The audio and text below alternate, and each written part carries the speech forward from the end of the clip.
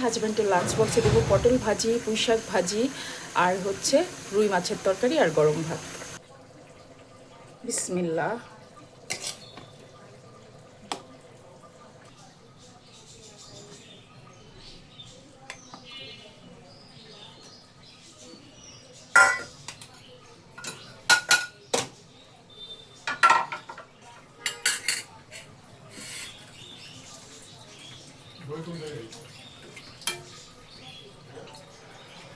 ফ্রিজে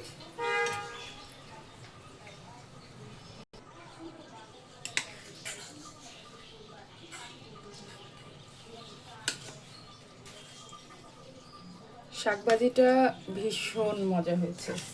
শাকভাজির মধ্যেও আজকে একটু মিষ্টি আলু দিয়েছি। তো এক পাশে শাকভাজি আর এক পাশে দিব হচ্ছে পটল ভাজি।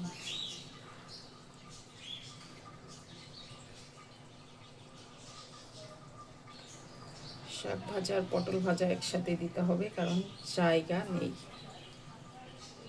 হাজব্যান্ডের লাঞ্চ বক্সে কী কী দিলাম? গরম ভাত, পটল ভাজি, পুঁই শাক ভাজি আর রুই মাছের ঝোল।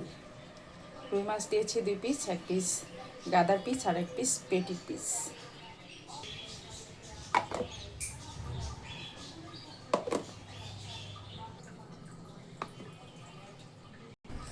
Lunch box ready. আর এই যে আমাদের জন্য থাকলো পটল ভাজি, শাক ভাজি, মাছের তরকারি, অনেক কিছু আছে। এইগুলা হচ্ছে আমরা খাবো দুপুরে। হাজব্যান্ডের লাঞ্চ বক্সটা রেডি আলহামদুলিল্লাহ। আর এই হটপটটাও খুব ভালো, একদম গরম থাকে খাবার আর খুব ভালো থাকে। তো সবাইকে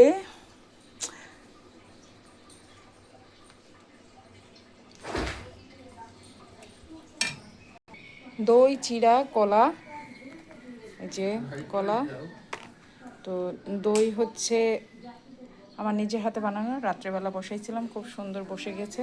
আর এখন হচ্ছে দই, চিড়া, কলা খেতে দিব বাচ্চাদের, প্লাস আমিও খাবো।